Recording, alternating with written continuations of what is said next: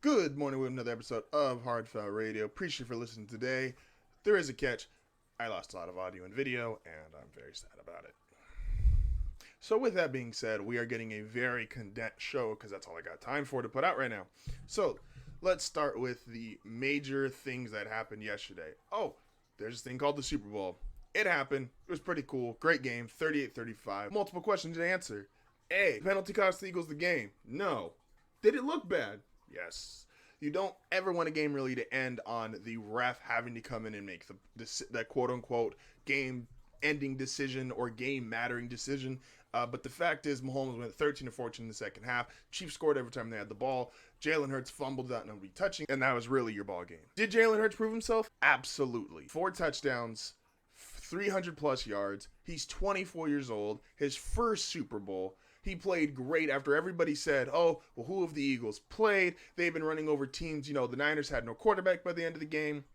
The Eagles played great. Jalen Hurts should feel great. Nick Sirianni should feel great. They just got beaten by potentially the greatest player we've ever seen. Are the Chiefs a dynasty? No. 2 Super Bowls have never been a dynasty, and that definition's not changing now just because we all like Patrick Mahomes. I'll use a personal example. Would anyone call the 2016 Denver Broncos, if they won another Super Bowl, would they have called them a dynasty? 3 Super Bowl appearances in 5 years, a dominant all-time player, Von Miller, a dominant side of the ball, the defense. That's what you have. Just flip roles here.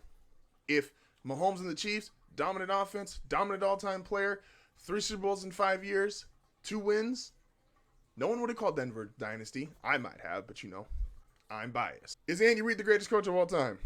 No, but he's moving up the Bill Belichick and Tom Brady, when it comes to this quarterback coach, which you could combine as Mahomes on the way to being the GOAT quarterback, they have resumes that are almost done. And that's just something that 2 Super Bowls, as great as Reid has been, we've morphed everything around this, you know, LeBron Jordan argument that has taken place for the last couple of years. And it's, well, how many trips do you have versus how many wins? And no, Belichick has 6 rings as a coach, as a head coach. Reid has 2. Maybe the conversation's there around 3 or around 4, potentially. But is he the greatest coach ever? No, not yet. Bill has an untouchable resume. Is Mahomes the greatest quarterback ever? No, and let's not entertain the conversation like it's close. Brady just retired a week ago, and people already want to give away his spot. Brady played 23 years, 7 titles, has multiple NFL passing records.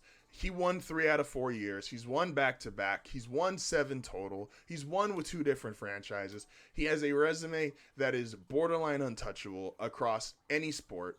He's not just like the old-time winners, like the old-school Celtics who have like 9, 10, 11 titles collectively.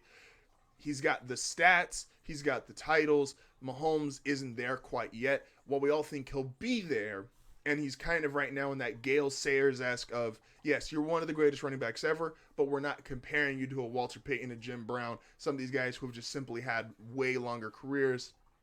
Let's also not just pass up Peyton Manning.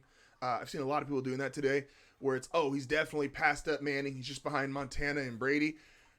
Peyton is literally the modern-day quarterback, and he is the reason why a lot of the NFL, from a quarterback perspective, looks the way that it does. At the line of scrimmage, Peyton invented that. So let's calm down on he's great, but let's calm down on is he the greatest? Did the Eagles choke this game away?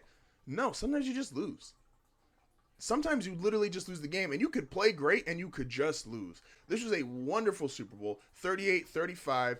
The defensive players, there was defensive plays that were made despite the score. The offenses both played great. Hurts played great. Mahomes played great. Kelsey was involved. A.J. Brown, Devontae Smith. The star players did what star players are supposed to do. This is not a knock on anyone. This is a wonderful game. The Eagles, while yes, it sucks to lose, should feel great about their season, feel great about their head coach, feel great about the direction their franchise is going, and feel great about their quarterback. They did not choke this game away the same way they did not just lose it on a penalty. Was Rihanna's halftime show amazing? Yeah.